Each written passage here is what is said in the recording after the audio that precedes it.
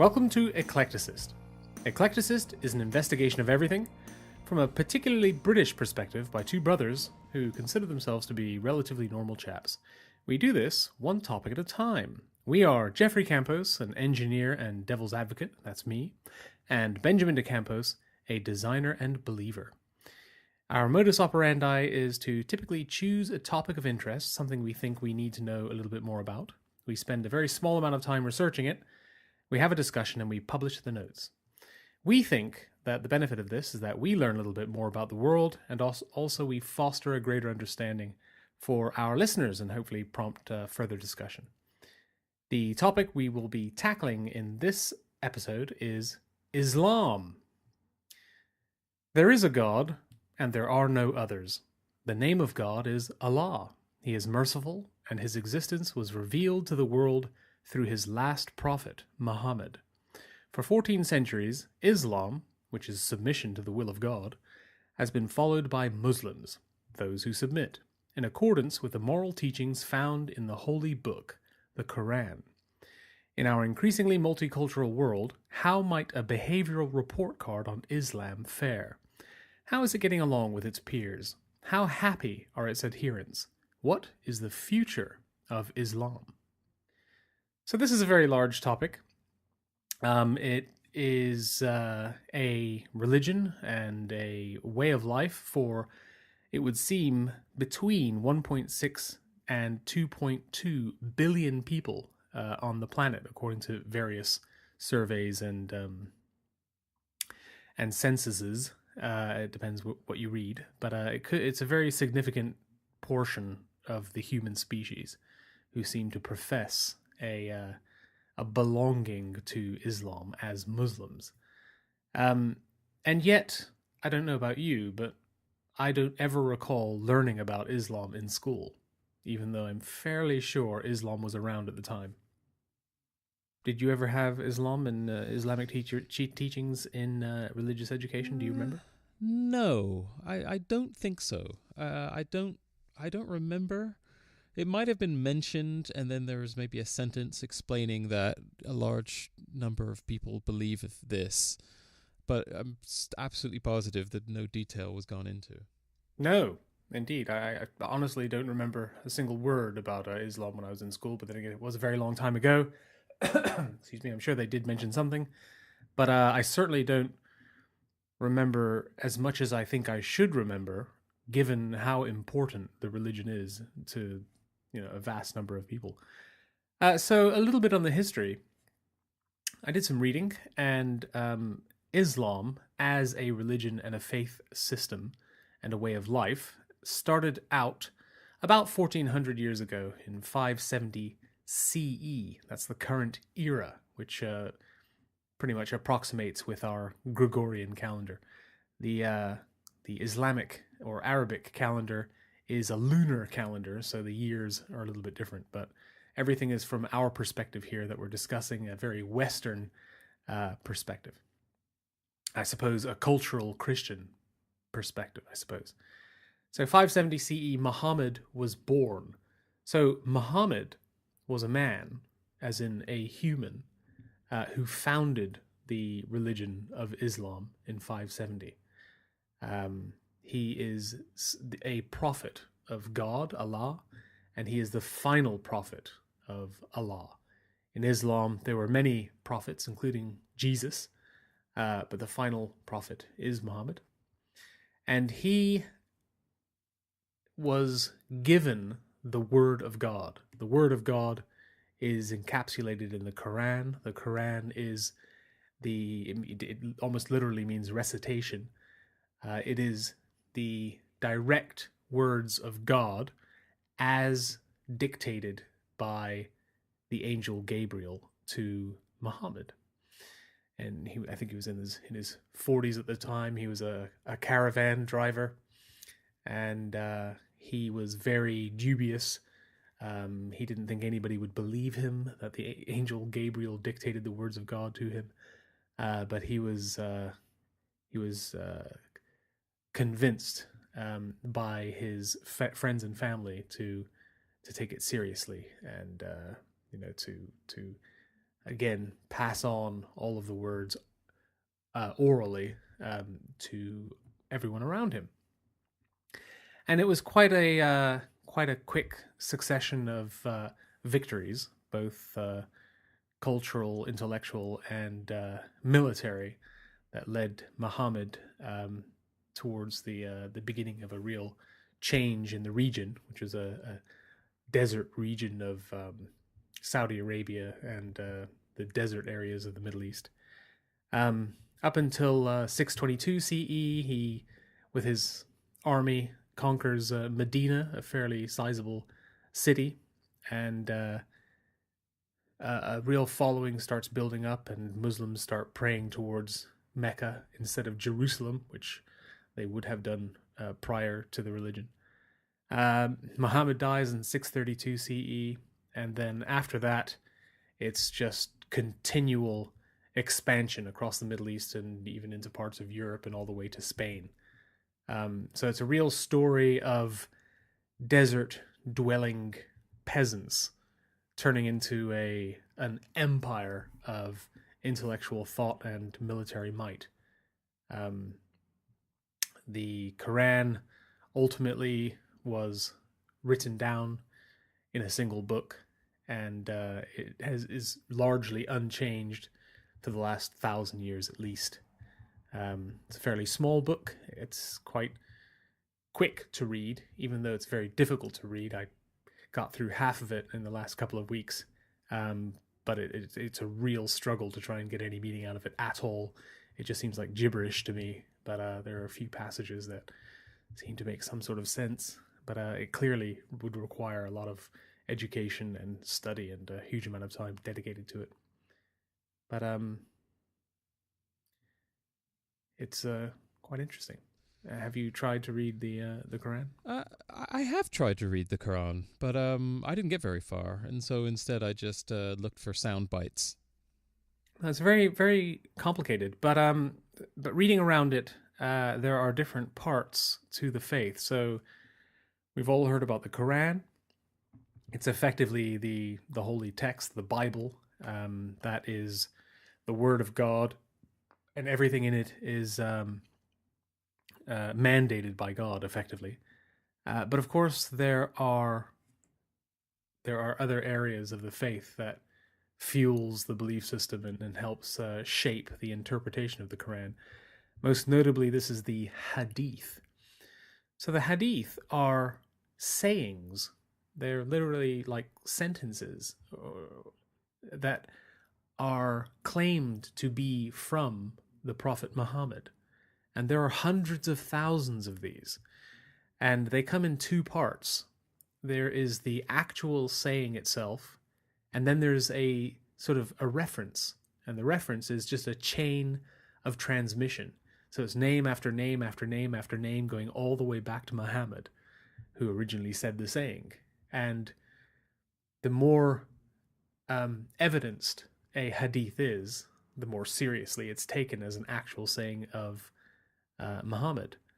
But throughout history, a lot of these hadiths have been just made up. And, they've been made up and they've been commissioned by kings, to have found hadiths that play in their favor. So they've been very much open to corruption over the centuries, which puts a real big question mark over the validity of any of the hadiths now, when really you have a saying and then you have a potentially dubious chain of referrers all the way back to the original so-called companions of Muhammad who heard him say these sayings. But it's a real large part of the faith, the hadith. So the Quran is not disputed, and it is a book, and it's unchanging. Then you have the hadith, and they vary in quality radically. For instance, the excuse me, the hadith. There is a hadith that speaks about 72 virgins upon martyrdom, whereas that is not mentioned in the Quran at all. And evidently, this particular hadith is very poorly evidenced. Its isnad, which is the chain of references, is poor. So it's almost tribal and regional whether or not you really take this particular hadith seriously. So that's where we sort of get into the socioeconomic area of Islam, which we'll get to. So we have the Quran, we have the hadith, and we also have a clergy. Now they say there is not a clergy in Islam, but in fact you do have your academics and the people who are taken more seriously when they consider how to interpret the Quran and which hadith to take seriously. So there is a sort of clergy made up by imams and even mullahs, who are rulers. And then we have the actual nuts and bolts of the faith itself, which I'll just quickly cover, which is the 5 pillars of faith. These pillars, or areas of faith that you need to follow in order to be a Muslim, include general faith. That's the belief that there is only one God and his name is Allah. That's called Shahada. Prayer, which you must do 5 times a day and generally just always be prayerful, which is Salat. Charity, you should always be kind and giving towards the poor and the generally less fortunate. That's called Zakat. Fasting, which is called Sawn, and that is usually during the 9th month of the Islamic calendar, or Ramadan. And that's where you don't eat food when the sun is up. And then pilgrimage, and that's called Hajj. So you must undertake a pilgrimage once in your life as a Muslim, and you travel to Mecca.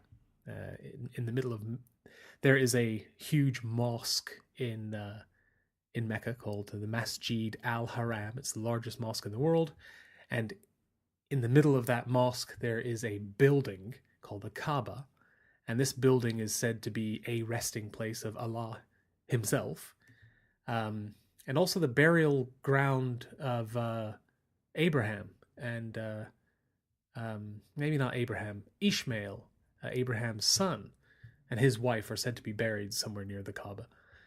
And that's the destination of the pilgrimage that you must undertake as a Muslim.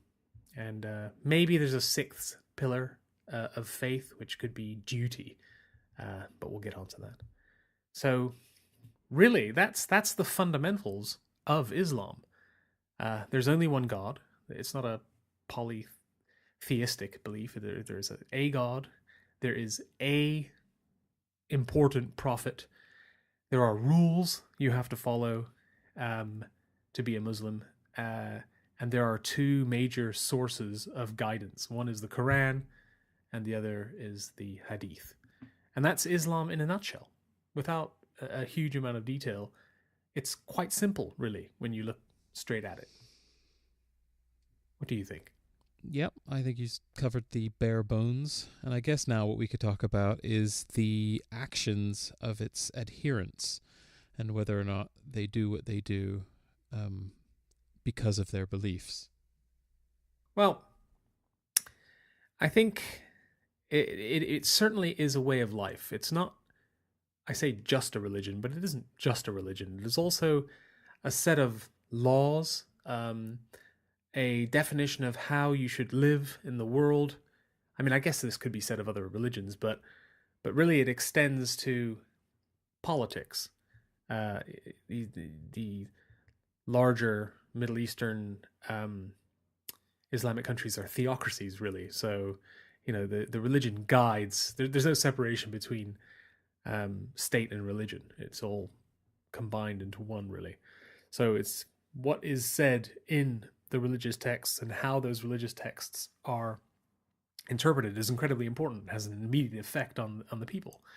So I think it differs from the other religions, Christianity, which have become a lot less influential in the world of direct politics and social justice.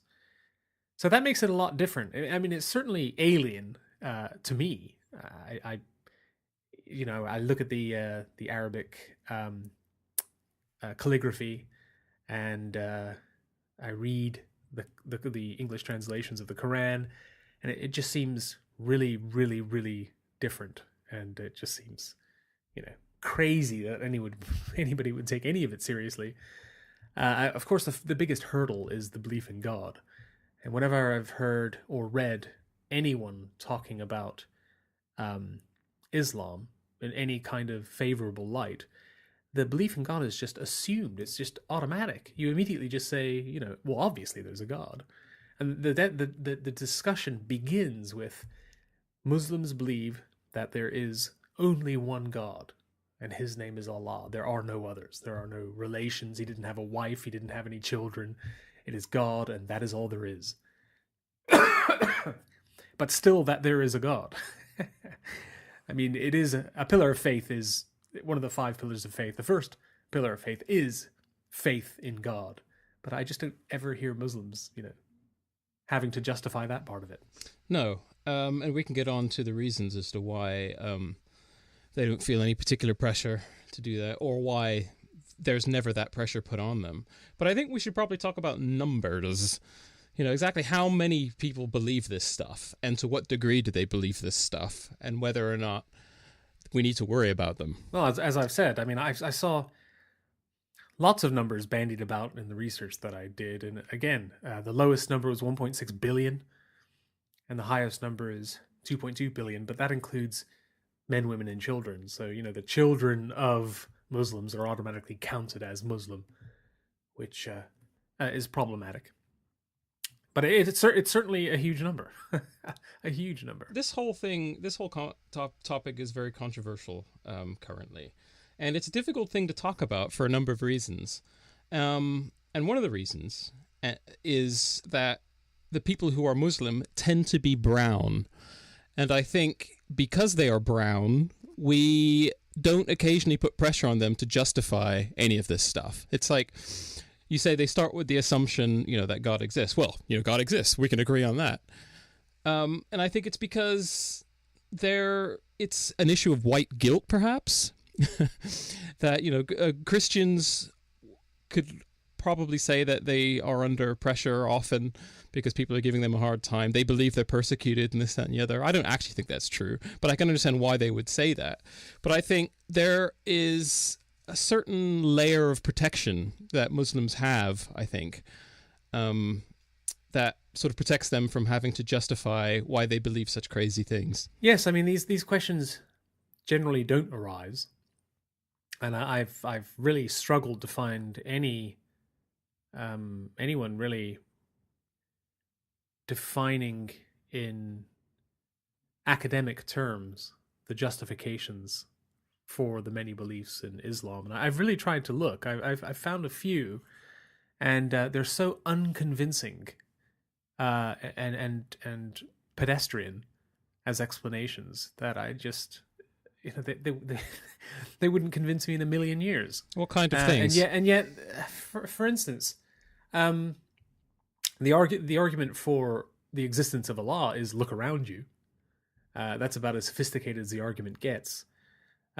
Everything is designed, obviously, and the universe is finely tuned for our existence. Clearly there's a creator. It's ridiculous to say that everything was created from nothing. That's lunacy. But why Allah specifically? I mean, why not a different God? Well, there is only one God. All the other religions may have discussed a God, but really they were discussing Allah badly. There is only one God, and there is obviously a primary mover. Okay. So from just that, I think you could reasonably assume that there just simply is no evidence to believe any of this stuff. So why isn't this stuff challenged? Well, again, it's cultural not to criticize or question any of the central dogma in the religion, which has always been the case for religions to varying degrees. It's a system of belief. It's a very rigid system of living, and treason is easily found in the curious. You don't want to say anything or do anything that might destabilize the seemingly delicate fabric of religious belief. But all religions, apart from this one conspicuous exception, are fair game to serious questions. serious questions of justification. But this religion gets a pass. And it's a situation where if you are in any way being critical, asking too many questions, you could quite easily find yourself marginalized. I've certainly found myself marginalized because I am basically a white person questioning this belief system, which its adherents are predominantly not white, therefore oppressed. Well, I don't know. I don't know about that, but they're not oppressed. What do you mean by oppressed? Well, I don't think they're oppressed, but I have a feeling that the general view is that they are oppressed. Their countries are bombed by the West, for example. Well, that is true. I mean, certainly there are Western military forces in largely Islamic countries. I mean, that's a fact. There are no Islamic military forces in non-Islamic countries, for instance. Yeah, the general tone is that the Westerner is always in the wrong, and there is something inherently wrong about the privileged white Westerner trying to drill down into the facts of the situation. I didn't quite follow what you mean. Are you saying that, is this the Islamophobia argument? Yeah, I think it could be, but I'm just sort of talking a little more broadly. That it's simply not possible to speak about Islam if you're not. It's possible, but it's difficult. You have to raise your head above a parapet, and in doing so, that makes you a target for all types of charges hurled at you. Racism, bigotry, etc. I mean, I'm not the first person to notice this. I mean, you must know what I'm talking about. I know the general sentiments, but I'm not quite sure exactly. I mean, I suppose I would need very specific examples. I mean, people do. I mean, to me, Islam is a little bit different from other mainstream religions because it would appear on the face of it that Muslims are a lot more dedicated to their belief system. They believe it more convincingly than adherents to, self-professed adherents to other religions. They actually really do pray 5 times a day conspicuously. I don't see that in any other religion at all. So when you have people who appear to believe in something more strongly, then I would expect more resistance to criticism, because they'll take offense more easily because they're more serious about their endeavor. Yes, but I think it's a combination of things. I mean, inside the Qur'an and the Hadith, there is barbarism. I think that's just a fact, and that's one component. And you have with that adherents who believe this stuff pretty fervently. And on top of that, you have the fact that the majority of them aren't white, which gives the mix this whole layer of protection from criticism and debate, which is what makes it so problematic. I mean, that concoction is different from, say, Hinduism. Hinduism has many of those components, but it doesn't have the barbarism, which I think that's the difference that makes the difference. Maybe, but also perhaps the Hindus they're not as dedicated to their religion as Muslims. Yeah, for sure. Certainly, there is a lot of barbarism to be found in the Quran, but also there's a lot of barbarism to be found in other religious texts. And in fact, from my research and from reading, it seems as though there isn't actually that much barbarism in the Quran, and mostly it's to be found in the Hadith, which is quite interesting. I mean, in the Quran, it does say there is no compulsion in religion. And it also says, you can leave Islam and come back, and leave and come back. Whereas in the Hadith, and the general consensus would be death to apostasy. But not so in the Quran, necessarily. And interestingly, one of the pillars of faith, the pilgrimage to Mecca, Hajj, this is to a city in Saudi Arabia, which is generally really oppressive in lots of ways, much more so than most other Islamic countries. For instance, women are not allowed to drive only in Saudi Arabia, no other Islamic country. Excuse me. And the women are generally very much covered up. But during the Hajj, which is very Quran focused, for that event, the women are not covered up. They're not allowed to cover themselves up. And there's no segregation between men and women. They're literally side by side under the eyes of Allah, because this is more in keeping with the Quran and not, all the arguable diversifications. So maybe it's a religious system that is no more inherently violent or toxic than any other religious system. It's just that it has been warped by, social evolution in these countries for various reasons. Maybe, it's really blurry and gray how it came to be. But there's something in the argument that the barbarism in Christianity has been tamed through modernity, whereby all the ugly parts of the Bible can be ignored, and people do ignore them. This current trend of not allowing modernity to challenge the crappy parts of Islam, is clearly a problem. And as many others have said, 21st century weapons can find their way into the hands of those with, 7th century morals. That's a problem, and so there's a time limit here. Yeah, it sounds like the Enlightenment argument, and that Islam has yet to have their enlightenment, or even their not revolution, but their reformation rather.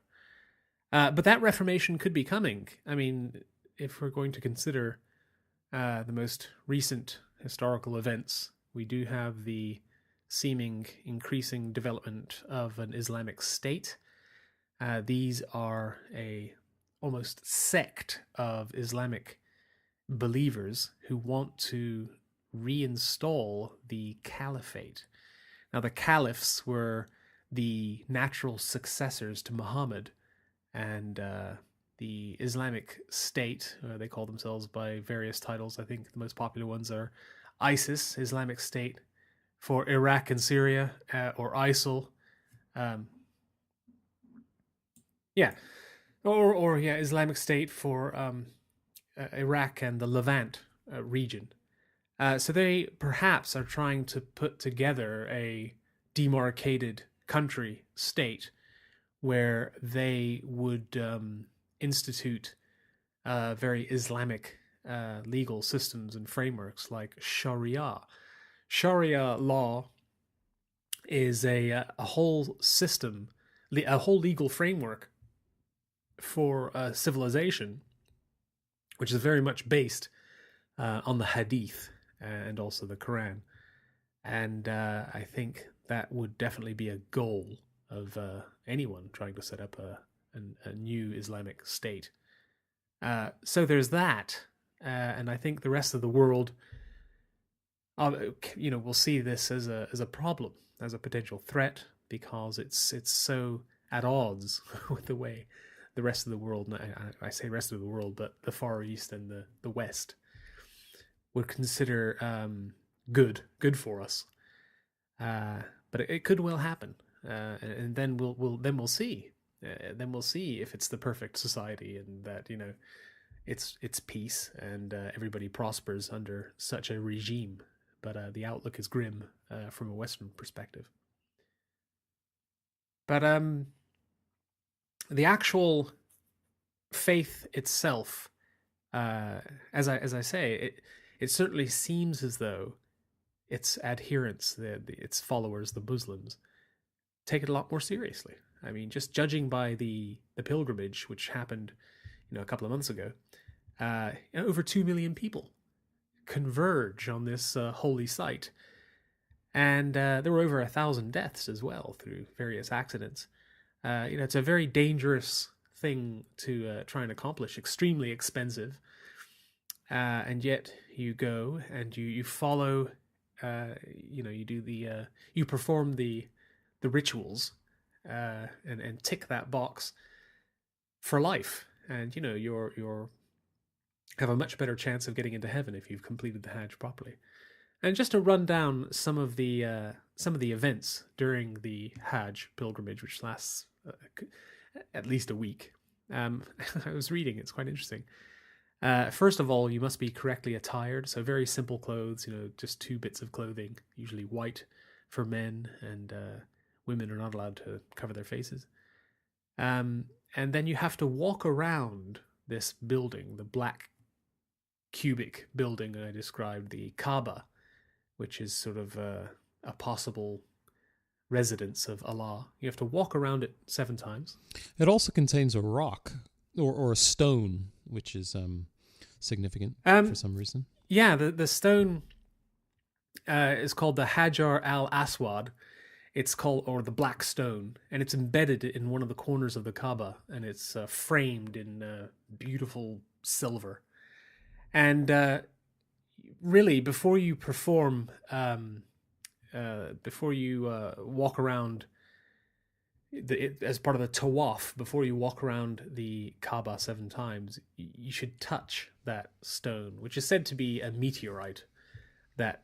Well, it's only, in modern times, like we saw it on the Religulous movie with Bill Maher, that we now know that it's quite possible that it's a meteorite. Yeah. Whereas, the fervent believers in Islam see it as from paradise or from heaven or whatever. Oh, they say it fell from heaven. Yeah, from yes. God, which because it's a black stone and there are no black stones in the air. area. And so it sort of makes sense.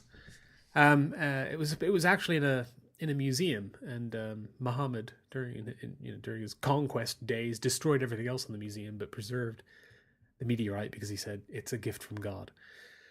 But you're meant to touch it, but because there are thousands of people in the way, it's enough to just point at it when you walk around the Kaaba 7 times.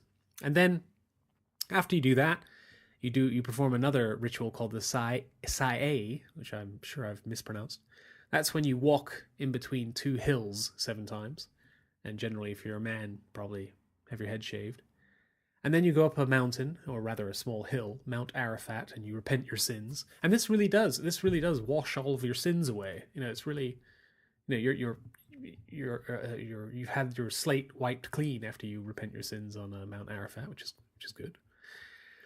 And then you go and throw 7 stones at 3 pillars, which represent the devil. You do that for a couple of days. And then you have an animal killed. You can either kill it yourself, or you can buy a token whereby an animal will be killed in your name. But slaughtering an animal is a good idea. 700,000 animals were slaughtered during the Hajj, just gone, which is a huge, huge number in Mecca.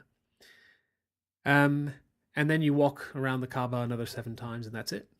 Goodbye. You fly home on the unbelievably expensive Saudi Arabian Airlines, and if you had any kind of accommodation, that will have cost you thousands. I mean, the whole thing is like £10,000 to do it properly. It's insanely expensive, and the whole site is just unbelievable. It's just I'd love to go there. I'm not actually allowed to go there, I don't think, because I'm not a Muslim. But it's an incredibly amazing site. Evidently, Saudi Arabia are investing £147 billion in developing the site over the next... 147 billion? Billion, yes, over the next 30 years.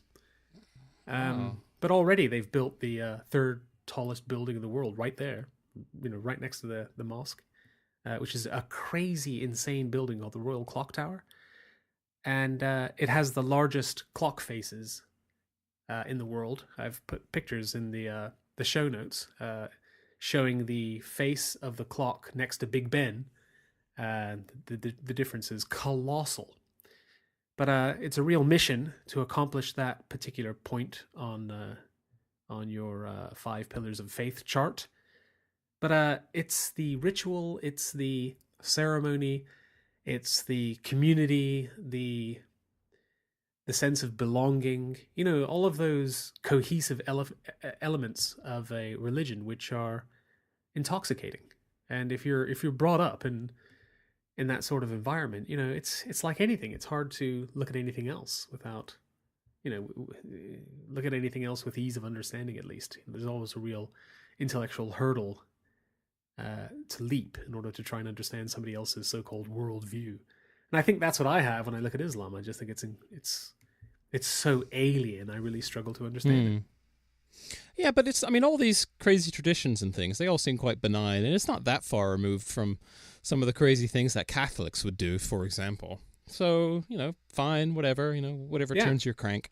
Well, that's what it is. I mean, they Muslims just seem to take their religion, their religious strictures more seriously. They really don't drink alcohol. They really don't eat pork.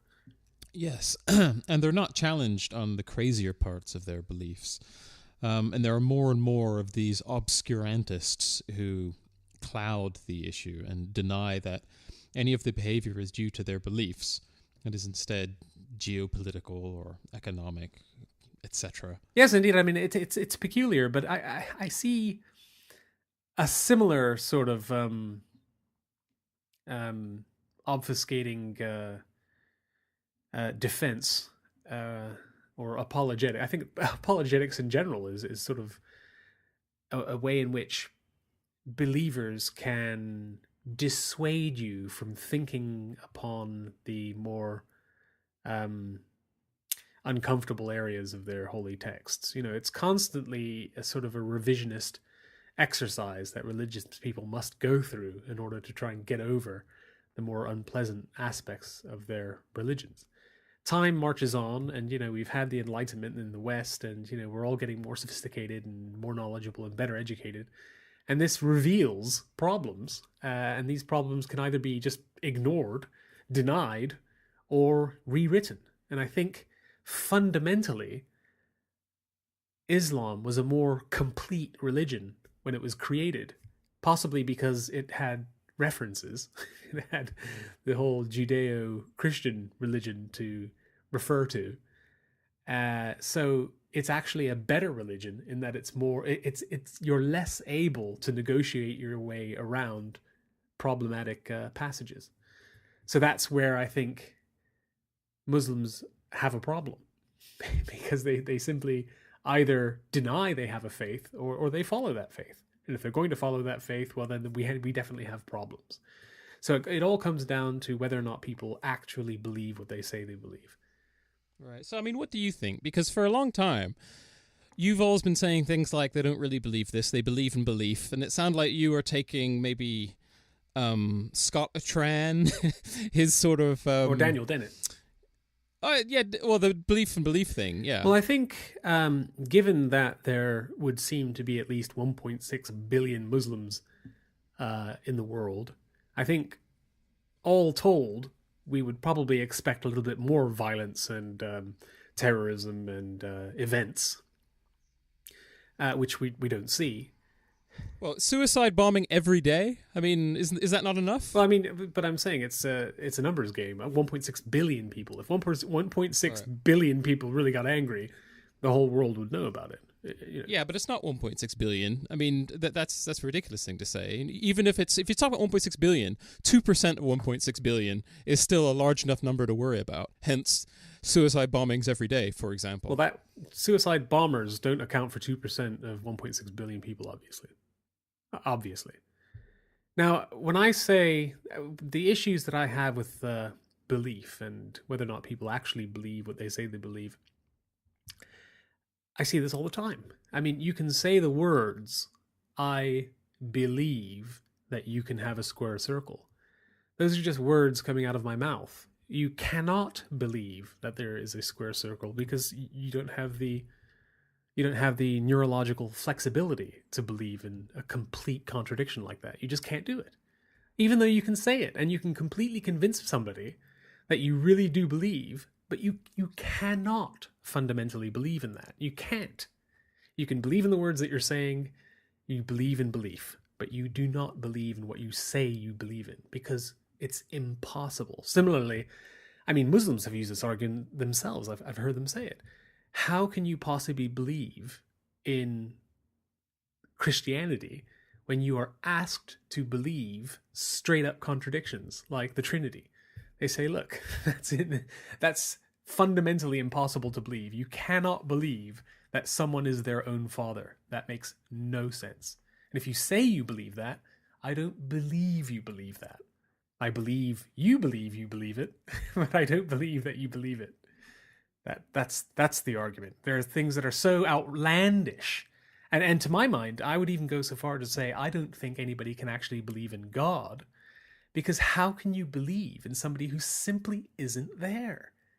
Physically isn't there. I really don't understand this argument that you're making. I actually just don't understand it, because it doesn't seem like too much of a stretch for me to well imagine that someone believes in the stories that they've been told all their life. They believe that there is this God that is the all creator of the universe, even though they can't actually sort of flesh it out and describe what it is that they're talking about. I don't doubt that they think that such a entity exists, and all the rules that they adhere to in their holy books are somehow meant to be followed, and they will get the rewards that they're promised and all the rest of it. I just simply don't understand the argument that you were making. I agreed with everything that you just said.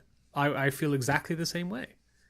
Right. I completely believe that person who says they believe in a square circle believes in a square circle. So what are you talking about? They fundamentally can't really. Right. They've just been told about it. They've been conditioned to believe it. They've convinced themselves to believe it. So belief is purely... I guess the underlying point I'm trying to make here is that belief is purely a human invention. It's an invention, and it's based on probably evolutionary drivers. It's important to believe in things.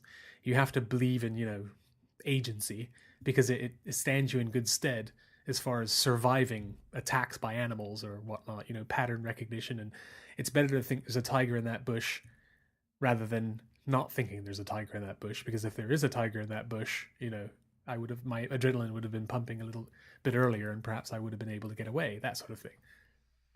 Okay, so I just want to go back to the thing about the 2% of 1.6 billion Muslims, when you said, suicide bombing every day doesn't cover it. I think that's kind of a bit loose, because a suicide bombing is just maybe like a tip of an iceberg. I mean, you still probably have countless examples of some crazy stuff happening where there's someone being stoned, maybe not quite to death, or someone being thrown off a rooftop, and all the other crazy barbaric things that a fervent fundamentalist, say, would believe. Well, I mean, it depends how you define fundamentalist. I mean, a lot of people define fundamentalist as somebody who follows their scriptural teachings to the letter, like a biblical literalist. And if you were to be a fundamentalist in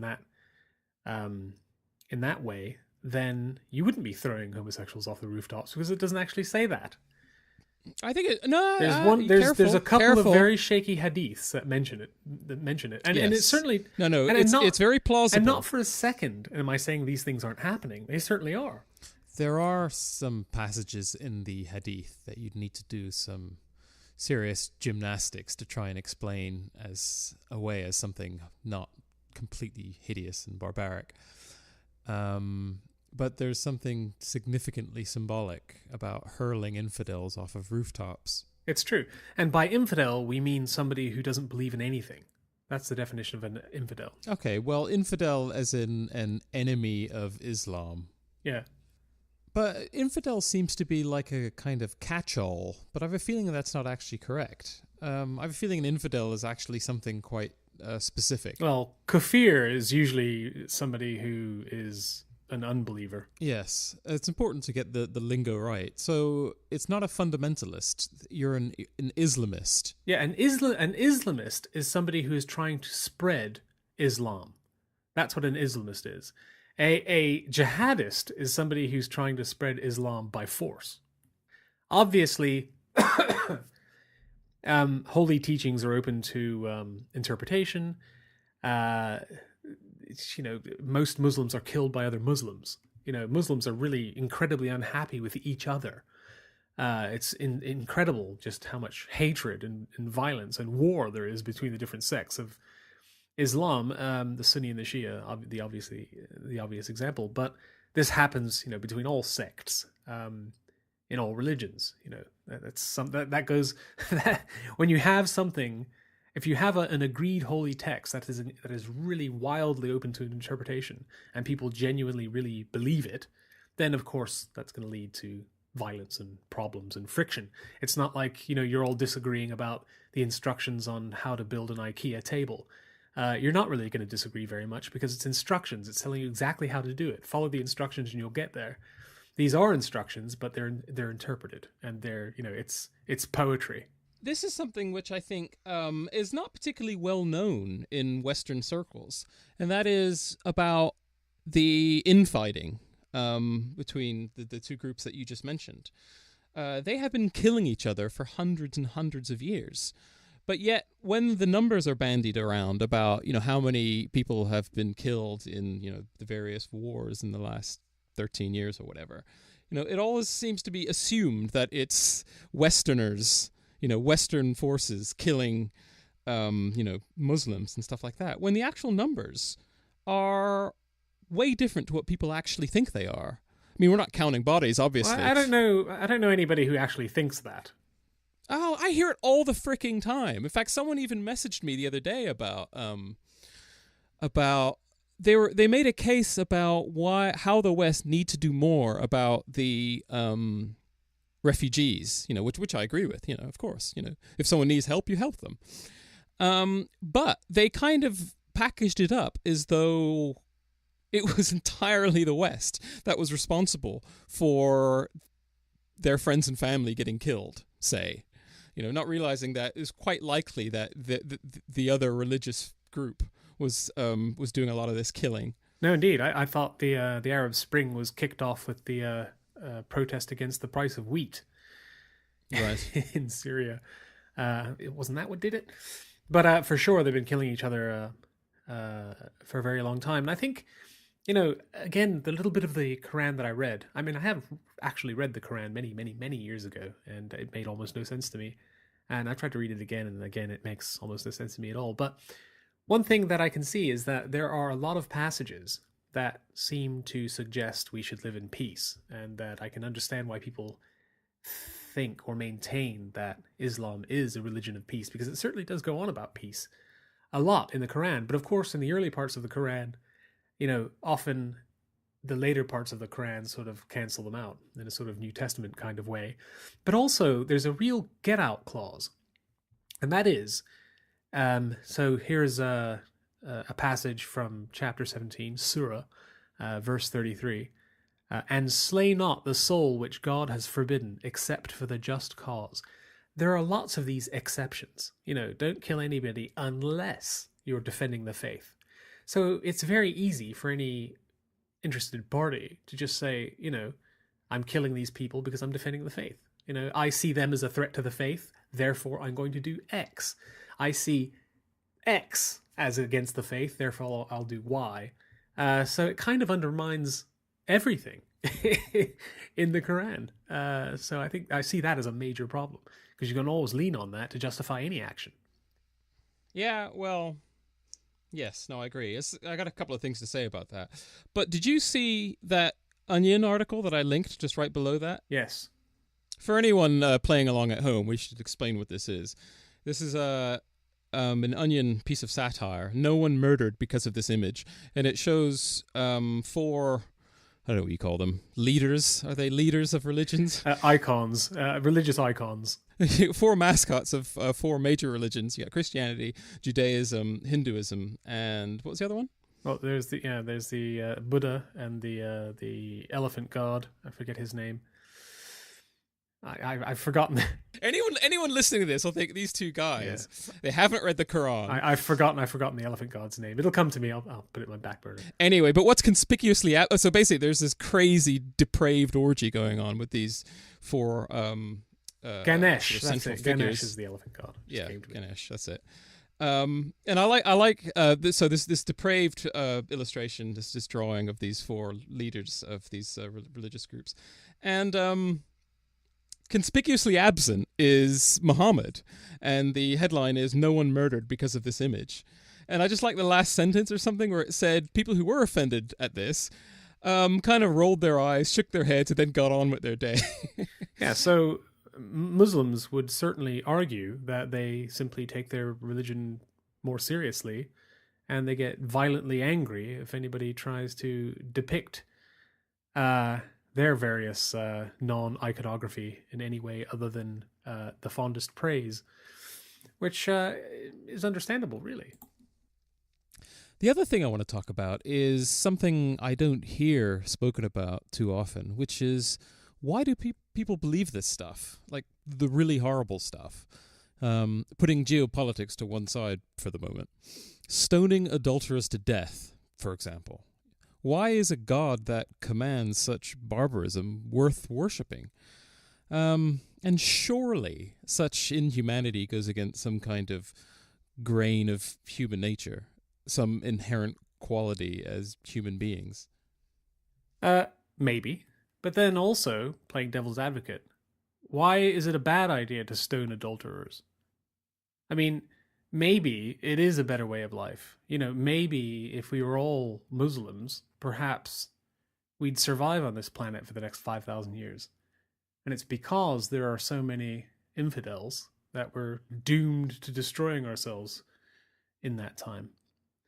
I can imagine hardline Muslims who are not afraid to spell it out like fundamentalists would say, look, the world is rotting and is rotten to the core because of adulterers. They need to be killed. We need to lead by example. There'll be a transitional period, but we'll get to a point where there will no longer be any adultery because people will know that the punishment is death. Similarly, theft, robbery and theft is an absolute epidemic. But if people know that the punishment is, to lose limbs, then they won't do it. And you could throw the moral dice in a way in which, in the long run, perhaps there's a point here. And that, everybody's too laissez-faire about everything, including morality and law. And we are where we are because of this. Yeah. I hate, to bring up Sam Harris again. But what you're saying really sounds like that skit he does, the hitting philosophical bedrock with the shovel of a stupid question. Who's to say stoning someone to death for adultery is wrong? We know about human suffering, and making someone suffer so profoundly for such a minor infraction, we know that's wrong. Well, you think it's minor. It could destroy people's lives. I think, again, playing devil's advocate here, that stoning somebody to death could where was I going to go with this? You say there's some innate morality built in, and I think there could be an argument that would say no, there isn't. And the reason why we find stoning adulterers so horrific is because we find stoning adulterers so horrific. It is us. That's what we think. That's not necessarily what everybody thinks, nor is it necessarily a question of absolute right or wrong. If you were just to eliminate absolutism from the argument, then everything's morally relativistic. That argument just sounds so flawed. Yeah, but if you have a problem with it, that problem is local to you. You have a problem with it.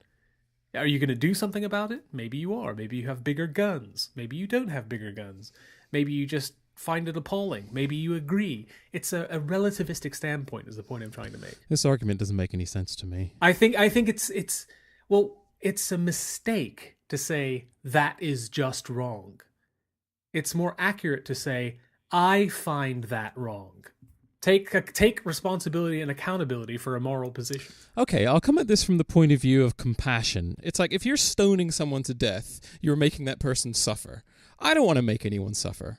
And it's like, you can look at the bigger picture and say, okay, but making this one person suffer will somehow mean that our society as a whole will suffer less. And it's even more obnoxious when you take a step further back. And the reason why you're doing this is because of some freaking made-up God has commanded you to do this. I mean, that's the most odious part of all. Yeah, but what you have just described is exactly what your friend Sam Harris says in support of. He will say torturing this one person to save, a school full of children is justifiable.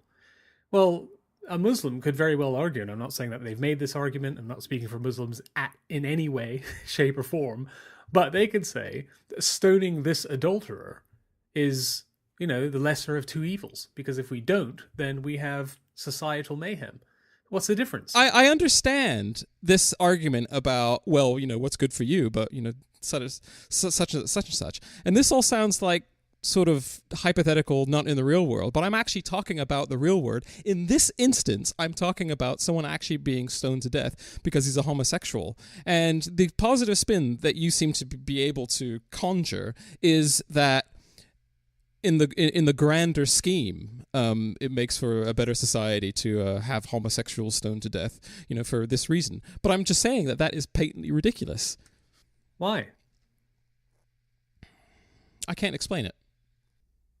Okay. I mean, I'm backed into a corner. I mean, I don't have enough skills as a communicator to explain my feelings on this. You will win this because you know this game of wordplay. Well, you just pulled us out of philosophical hypotheticals into the real world. Well, and your real. I tried to pull this out of the hypothetical and into the real world, but you brought it back with questions like, "Why is that a bad thing?" Yeah, and I don't think that's a conversation that I can have. In the real world, an adulterer could very well be stoned to death, and I can imagine, perhaps no one would take pleasure in doing this, and yet it is felt necessary to do this in order to try and prevent this as a major social ill in the local and the wider society. And the thinking is this has to be conducted in order to ensure adultery doesn't blossom as a real cancer. So best to do it now, nip it in the bud before the entire civilization falls apart. You say that's ridiculous. I think this is one of those go nowhere conversations. The level that you're talking on is just something that I can't talk on. I just don't have the kind of philosophical tooling in my brain. I think I don't. I mean that's not difficult to follow. It's pretty simple and straightforward. My general point is people think differently. Different cultures. I sometimes think I fall into the trap of this clash of civilizations meme.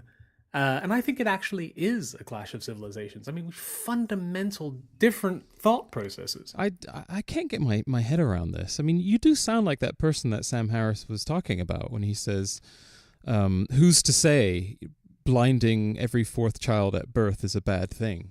Okay, so my answer to that is, I like that question, who's to say? And that would be me. So I personally take accountability rather than say, what you are doing is wrong in absolutist terms. Forget about absolutism. I'm telling you it's wrong because I personally do not like it. And then it comes down to how do I assert what it is I like or what I do not like. And that's when, activist nations like America might invade a country because they see... Ooh, that's a false analogy. But I think the stance you're taking has been utterly refuted, and I just don't have the chops to attempt to try and do that. I'm just not the right person for that job, and I think the whole argument is just unhelpful to a conversation involving stoning adulterers to death. The who's to say? Well, I just told you who's to say stoning adulterers is a bad idea. I am here to say that it's wrong. I am taking personal accountability from my moral standpoint, whereas others might say it is wrong to stone adulterers, as if there's some sort of God in the sky that says it is wrong, absolutely, forever and ever, everywhere, for all time. I don't like absolutism. I think any kind of doctrine, any kind of framework that civilization uses in order to comport itself will necessarily have to change as time moves on and people change. These written constitutions that are, inalienable and chiseled in stone, I think, nothing can be chiseled in stone, I'm afraid to say, because things change. And this is a fundamental problem for the Qur'an and a fundamental problem for Muslims in general, is that, look, the world is changing, and you're going to find more and more people opposed to the teachings and the interpretations from these holy texts. You're either going to have a reformation, or you're either going to have to stand by your principles and reap the whirlwind. And that whirlwind will come from the majority of the planet. This is going to be a problem. And sometimes I think, this Islamic State and the momentum that they're building could be could be almost hoped for by people like the members of the Project for the New American Century, in that they want these people to create an Islamic state and live by Sharia law in order to point the finger or to, justify the war machine or to invoke Armageddon in some way. This book that your friend Sam Harris just released with Mr. Nawaz, I forget what his name is. Majid. That's it, Majid Nawaz. No, it's not Majid. It's like magic, but with a D on the end. Majid. He's corrected many people on that. That's the one. But it reminds me of the word masjid. A masjid this is a tangent here, but it's interesting. Masjid is an Islamic temple. It's basically a mosque. But a mosque is a masjid. The word mosque comes from the word mosquito, because back in the 15th century, when King Ferdinand in Spain was kicking out the the Muslims rather, which had been embedded in that country for a long, long time, he said, "I'm going to swat these mosquitoes. I'm going to swat these holy temples like mosquitoes." And the word mosque is from mosquito. So why Muslims call masjids mosques seems peculiar to me. But anyway, that was an interesting thing I just found while I was doing the research for this show. Anyway, so in that book, there are a couple of sections in that book where it hinted at a worldwide government, or, a single world entity of some description. And I think a lot of people argue against people who believe that, look, we need to have sort of a regional accountability to a worldwide system of government, which is exactly what these Islamic State actors want. They want a world government to which everybody is responsible. I've heard a couple of interesting little examples, little hypotheticals about why that might not necessarily be such a horribly bad thing, this one world order thing. And it's like, imagine California waging war against Nebraska, for example. It's just completely unthinkable. And imagine that kind of unthinkableness on a global scale. And I kind of think, oh yeah, okay, I can kind of see that. Yeah, I mean, it would obviously require quite a bit of homogenization. And of course, that homogenization would be in the direction of the Western ideal. And I think a large part of the world would have an issue with that, which is understandable. So again, Islam to me, it's very much a definite article, in that it is a conspicuously well-defined and unique set of principles in which you shape your life around.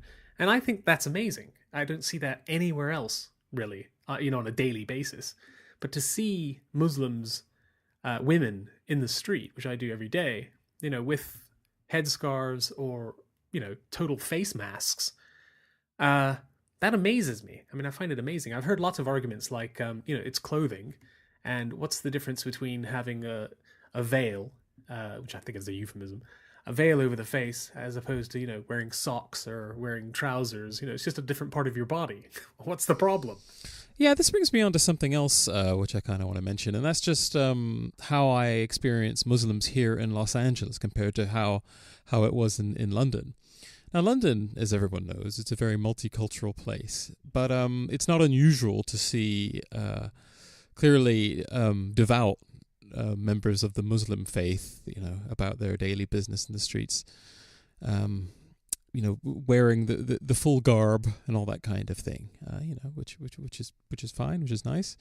I don't see any of that here, and I'm kind of wondering is that because there just aren't Muslims, or whether or not it's they are just so assimilated here. I don't know. I don't know what the numbers are. But also something I've just noticed.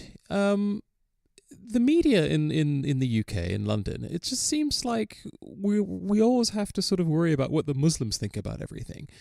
Quite often news bulletins will hear from someone talking about oppression and how his Muslim community is suffering, in some way or another, rights trampled. And obviously, if that is the case, then that's a bad thing.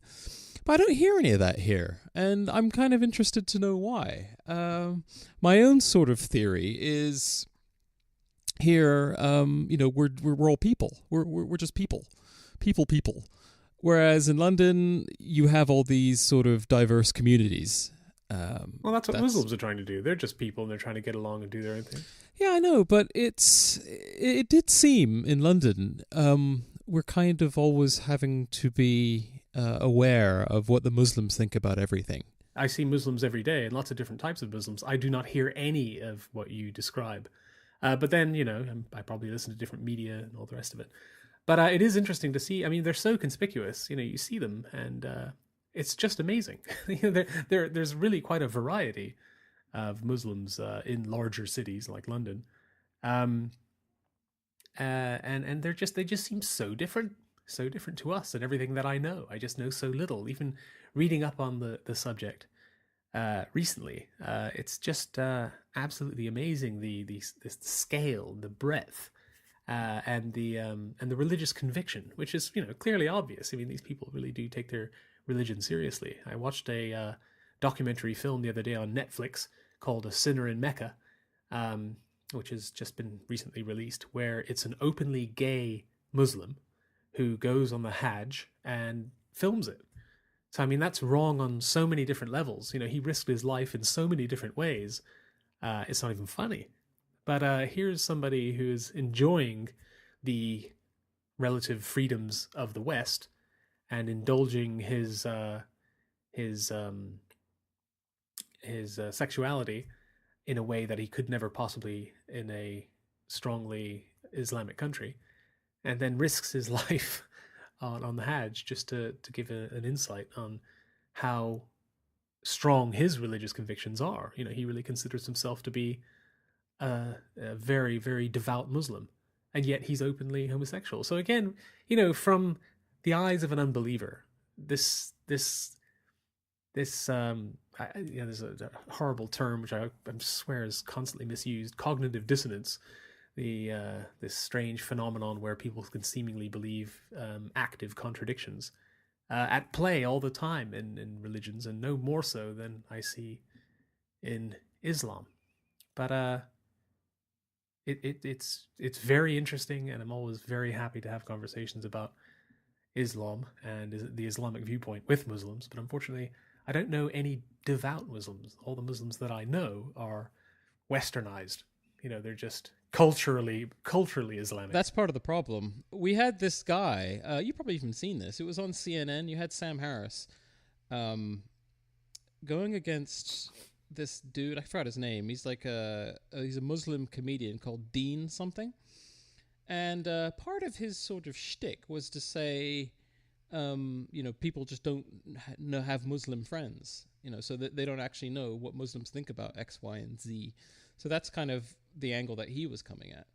But I just want to mention this other thing as well, which I thought was a really brilliant not analogy, but an interesting sort of comparison. Again, this is not to get too boring, but this is something that Sam Harris said.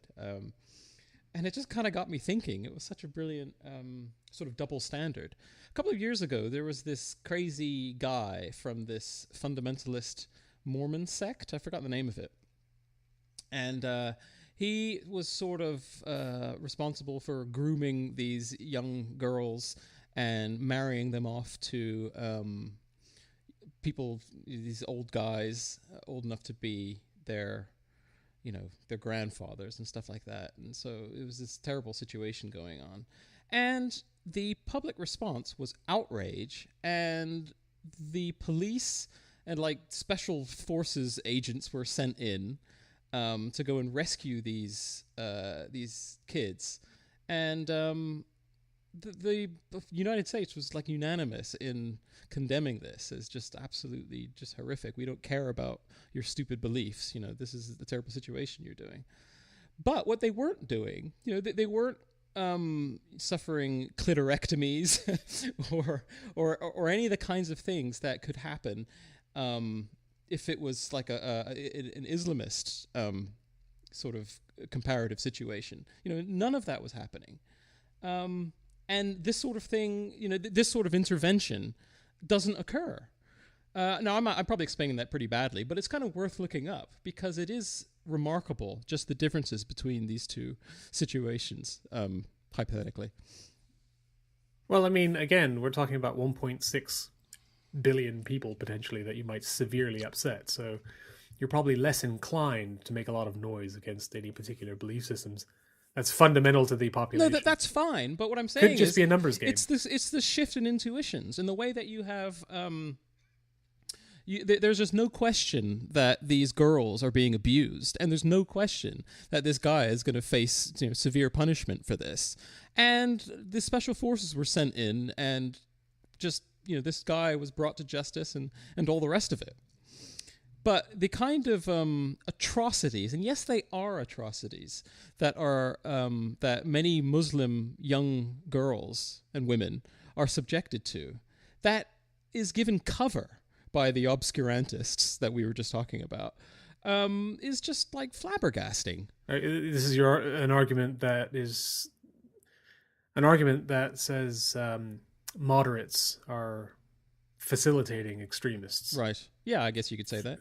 Through their obfuscation and, right. And basically they're endorsing the extremists, even though from their face it would seem as though they're condemning them. And losing sight of very real suffering. Again, and then words come into play, or terms like cultural sensitivity and all those sorts of things. Yeah, and suffering for the greater good. Remember going back to the very basic assumptions of the belief system. I mean, the Muslims believe that there is an afterlife. Right. This is just a small, antechamber to the greater ballroom this is eternal life. This is just waiting in a queue, and then once you're dead, it's the roller coaster. Yeah. And Muslims also believe that you're born without sin, which is contrary to what Christians believe. Yeah, some Christians. And also you're judged on your works, and so you're judged on your actions in Islam. The Qur'an is the word of God. Hadith are basically its commentary, and Muhammad is Allah's last prophet.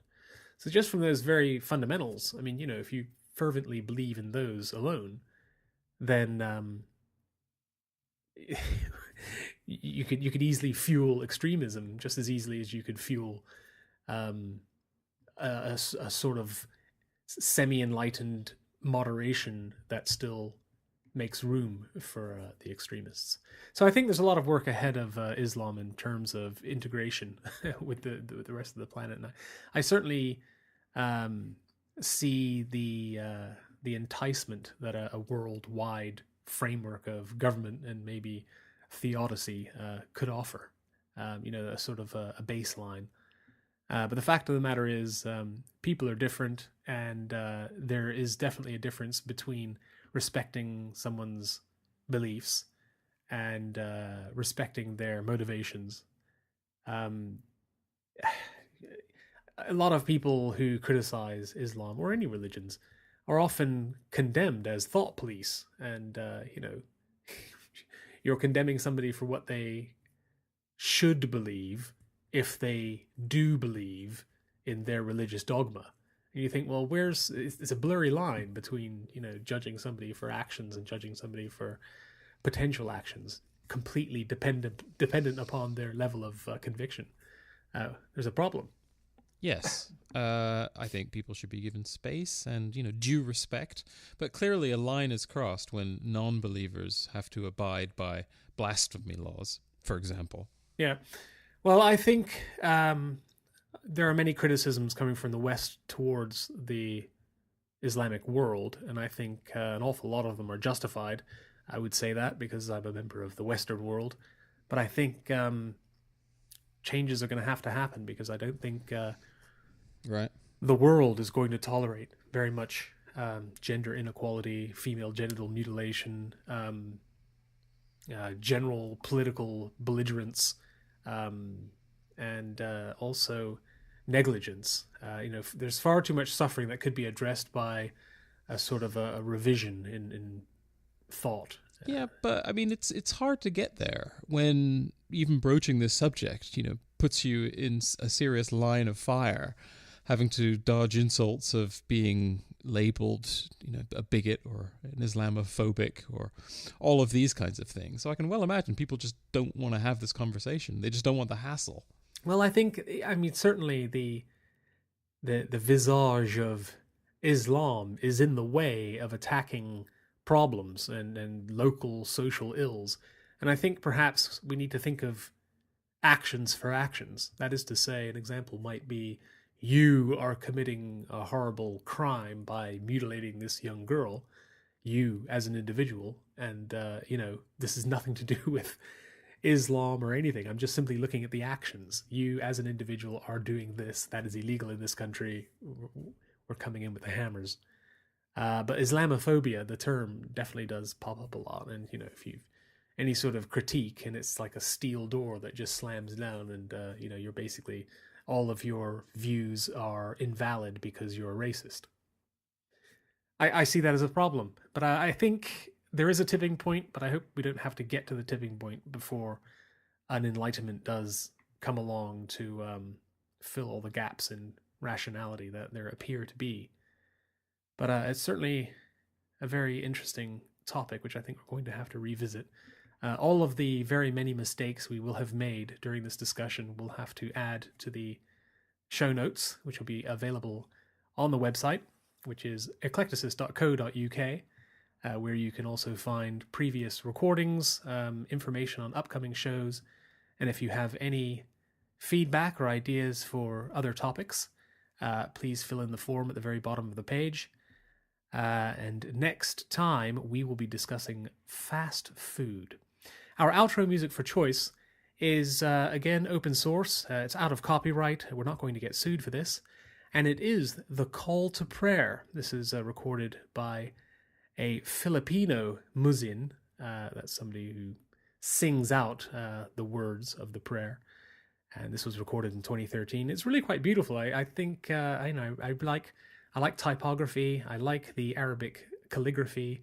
I like the singing of the verses of the holy text. I think there's a lot of style there, even though there are no depictions of living things, and there's so much more they could be contributing to the world of art.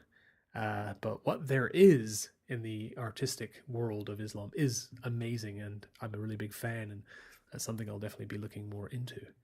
So thank you very much, and we will see you next time.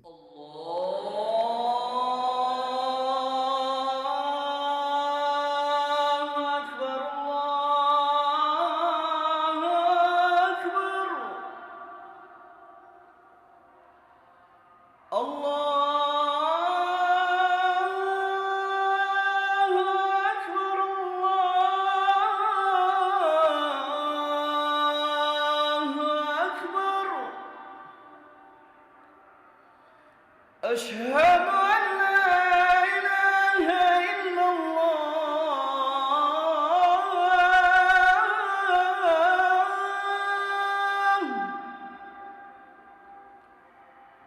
أشهد أن لا إله إلا الله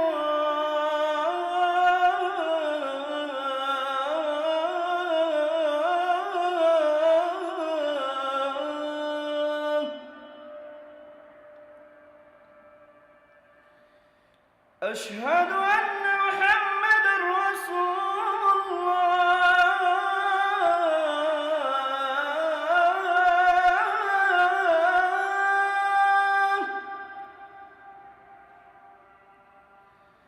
أشهد